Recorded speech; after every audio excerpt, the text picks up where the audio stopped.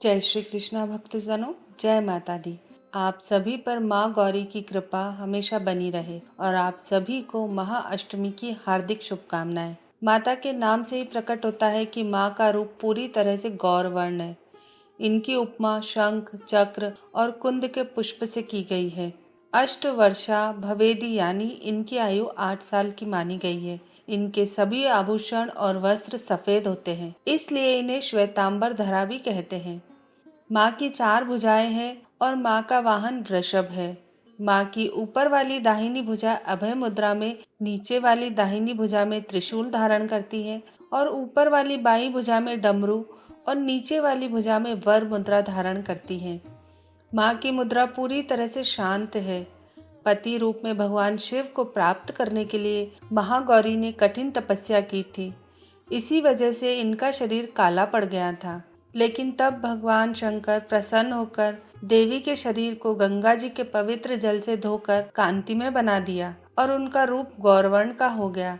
इसलिए यह महागौरी कहलाई। पौराणिक कथा के अनुसार भगवान शिव देवी सती के देह त्यागने के कारण बहुत दुखी थे। बहुत ही गहन समाधि में चले गए। सभी देवताओं ने उनसे अपनी समाधि भंग करने की बहुत प्रार्थना की, लेकिन भगवान शिव ने समाधि से बाहर आने से इनकार कर दिया और इस तरह वे कई वर्षों तक अपनी समाधि में लीन रहे। इसी बीच तारकासुर नाम का राक्षस स्वर्ग में अशांति पैदा करने लगा। तब देवताओं ने माँ दुर्गा की पूजा की और उनसे राक्षस को हराने का उपाय पूछा। तब देवी दुर्गा ने कहा कि जब देवी सती का दूसरा जन्म होगा, वह भगवान शिव को उनकी समाधि से बाहर लेकर आएंगी। उसके बाद उनका विवाह भगवान शिव से होगा, फिर उनकी संतान ही इस राक्षस का वध करेगी।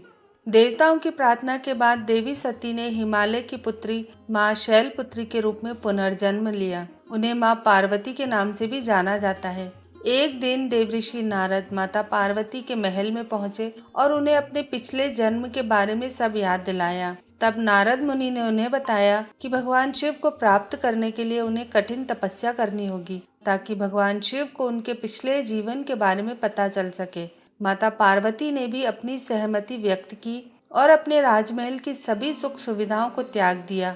वह एक जंगल में चली गई। वहां पर तपस्या करते हुए उन्हें कई हजार वर्ष बीत गए, लेकिन उन्होंने अपनी तपस्या का त्याग नहीं किया और उन्होंने ठंड, मूसलाधार वर्षा और तूफान सभी मौसम में लगातार तपस्या की। कुछ समय के बाद तो उन्होंने अन्न और जल भी त्याग दिया। अब वे केवल वायु का सेवन करती थी, जिस कारण उनका शरीर बहुत ही कमजोर हो गया था। अत्यधिक तप तपस्या के कारण माता पार्वती ने अपनी सारी शक्तियां खो दी थी। अंत में भगवान शिव उनके इस कठिन तपस्या से प्रसन्न हुए। उन्होंने दिव्य शक्ति से यह भी जान लिया कि वे देवी सती का ही पुनर्जन्म है। सारा वृत्तांत जानने के बाद भगवान शिव देवी पार्वती से विवाह करने को तैयार हो गए, क्योंकि देवी पार्वती ने बहुत कठिन तपस्या की, जिस कारण वे बहुत ही दुर्बल हो गई थी और उनके शरीर का रंग भी काला पड़ गया था।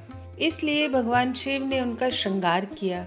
भगवान शिव ने अपने बालों से गंगा जी के पवित्र जल से माता पार्वती को स्नान कराया। इस पवित्र जल ने माता पार्वती के शरीर से सभी अशुद्धियों को धो दिया। उनके शरीर की मलिनता दूर हो गई और उन्होंने अपनी शक्ति और तेज को दोबारा प्राप्त कर लिया। अब माता का वर्ण गौरवर्ण हो गया और उनका दिव्य मुख दिव्य आभा से दमकने लगा। इसी कारण माँ दुर्गा के इस रूप को महागौरी के नाम से जाना जाता है। तो भक्तों, यह थी माता महागौरी की कथा। आपको ये कथा कैसी लगी हमें नीचे कमेंट करके जरूर बताइएगा। वीडियो अच्छा लगे तो इसे लाइक करिएगा, इसे अपने परिवार और मित्रों के साथ भी जरूर शेयर करिएगा। और अगर आपने अभी तक हमारे चैनल को सब्सक्राइब नहीं किया है तो इसे सब्सक्राइब जरूर कर लीजिएगा। धन्यवाद। जय श्री कृष्णा, जय माता दी।